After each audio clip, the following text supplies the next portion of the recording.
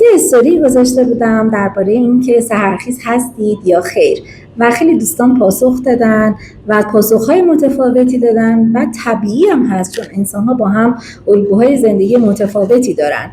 ببینید ما به عنوان آدمای بزرگسال بین 7 تا 8 ساعت خواب در 24 ساعت نیاز داریم که بر اساس اون برنامه‌ریزی که داریم، بر اساس اون ترجیحی که داریم، این تایمش میتونه متفاوت باشه. این سحرخیز باش تا کام روا شوی یه ذره قدیمیه و میتونه شامل زندگی الان نباشه. مثلا دوستی که نویسنده هست یا شغل تحقیقاتی داره بین ساعت 11 شب تا 2:30 صبح شاید در سکوت و آرامش بتونه بهترین استفاده رو ببره از تایمش و ساعت 9 و 10 صبح هم از خواب بیدار بشه که کاملا منطقی هست و میتونه موفق هم باشه. اینکه توی اینستاگرام یا جاهای دیگه میبینیم زندگی انسان‌های موفق چجوریه، ساعت 5 صبح بیدار میشه.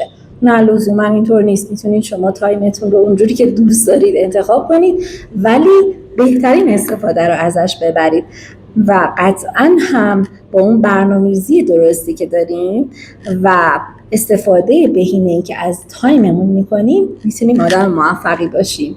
نمیخواد سحرخیز باشین تا کام روا شوید.